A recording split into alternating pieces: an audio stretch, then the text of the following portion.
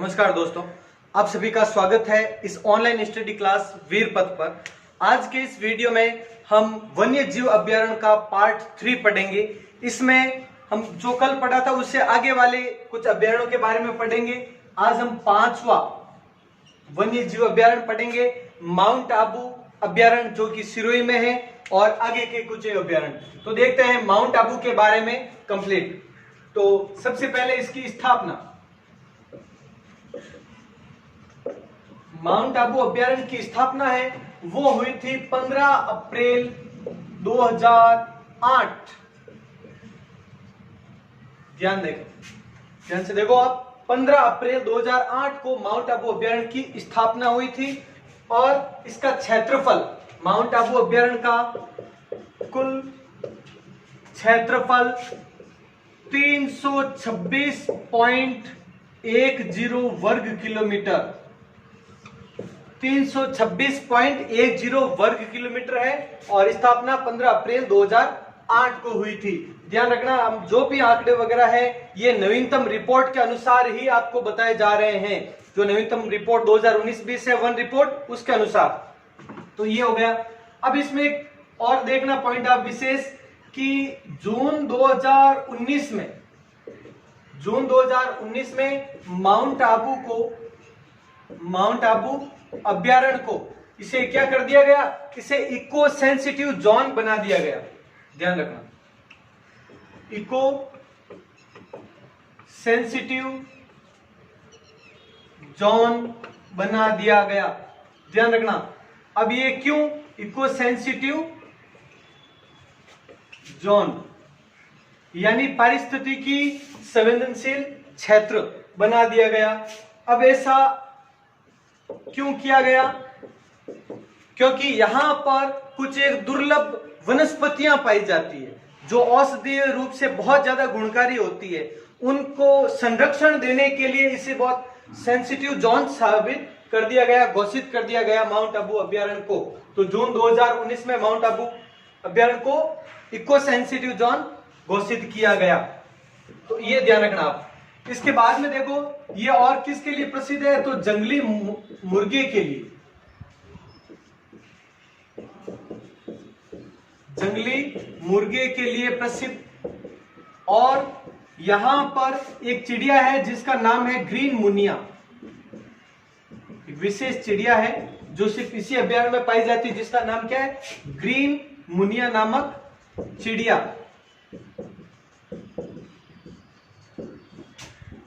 प्रसिद्ध है ये भी, यह पाई जाती है। और देखें, एक और है, देखो, डिकिल्पटेरा आबुएंसिस।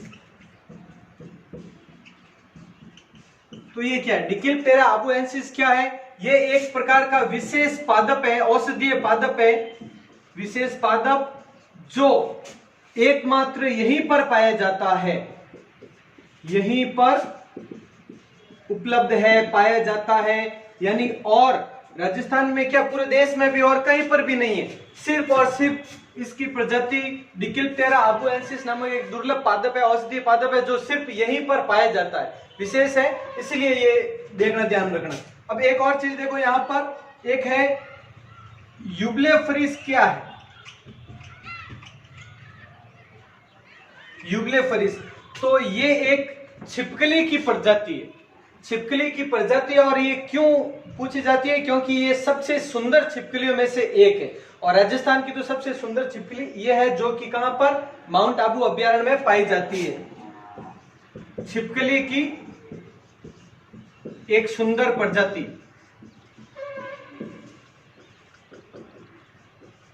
जो माउंट आबू अभ्यारण्य में पाई जाती है। तो ये ध्यान रखना आप। और ऐसे ही कुछ एक पादपों की वजह से ये इको सेंसिटिव जोन घोषित किया गया था। और कुछ एक ऐसे जीव जंतु भी यहाँ पर है। इसके अलावा देखो, और पॉइंट याद करने लायक है एग्जाम के लिहाज से, कि यहाँ पर पानी की आपूर्ति कैसे होती है। तो एक है यहाँ पर कोडरा बांध से, कोडरा बांध। और इस कोडरा बांध का निर्माण है वो 1942 1942 में इसका निर्माण हुआ था। उससे जल आपूर्ति होती है, जल आपूर्ति होती है इस अभ्यारण्य में। तो ये माउंट आबू अभ्यारण्य के बारे में पॉइंट नोट डाउन कर लें।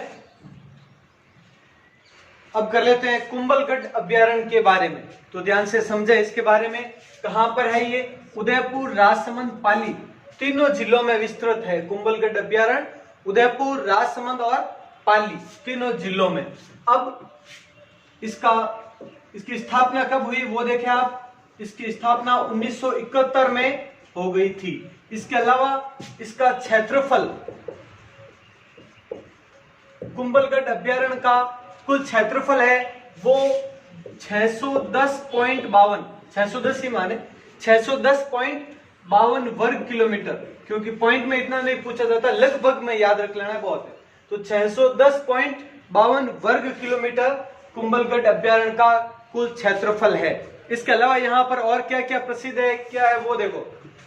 एक तो भेड़ियों की प्रजनन स्थली, भेड़ियों की प्रजनन स्थली, इसे अभ्यारण्य को कहा जाता है, भेड़ियों के लिए काफी प्रसिद्ध है। और जंगली धूसर मुर्गे, जंगली धूसर मुर्गे, धूसर मतलब स्लेटी रंग के, तो यहाँ पर ग्रे पेंटेड कॉक भी कहते हैं इनको।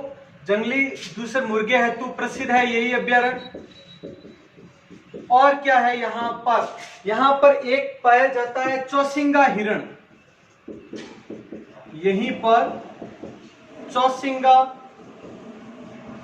हिरण पाया जाता है।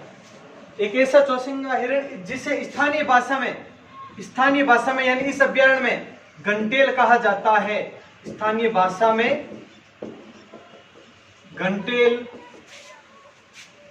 कहते हैं। मतलब देखो, कुंभलगढ़ अभ्यारण्य में एक चौसिंगा हिरण पाया जाता है जिसे यहीं पर इस क्षेत्र में कहा जाता है घंटेल। और इसी प्रकार का चौसिंगा हिरण है वो सीतामाता अभ्यारण्य में भी है। सीतामाता अभ्यारण्य है उसमें भी इसी प्रकार का एक चौसिंगा हिरण पाया जाता है जिसे कि भेड़ल कहा जाता है, जो कि हम अगले वीडियो में पढ़ेंगे। हम सीतामाता अभ्यारण्य में भेड़ल, इसी प्रकार का एक हिरण है जिसे कहा जाता है। ये तो हो गया। और कुंभलगढ़ अभ्यारण्य में क्या प्रसिद्ध है? तो रणकपुर जैन मंदिर, रणकपुर जैन मंदिर पाली में है, सुना होगा आपने। और ये 1444 खंभों वाला, यही रणकपुर जैन मंदिर जिसे कि त्रिलोक दीपक भी कहा जाता है, रणकपुर जैन मंदिर पाली, वो स्थित है इसी कुंभलगढ़ अभ्यारण्य क्षेत्र के अंतर्गत। इसके अलावा और क्या क्या यहाँ पर पॉइंट है विशेष, उसके बारे में देखो। एक हमने वन पढ़े थे उस टाइम, एक पॉइंट बताया था चंदन वन के बारे में। तो खमनोर क्षेत्र राजसमंद है के आसपास पाए जाने वाले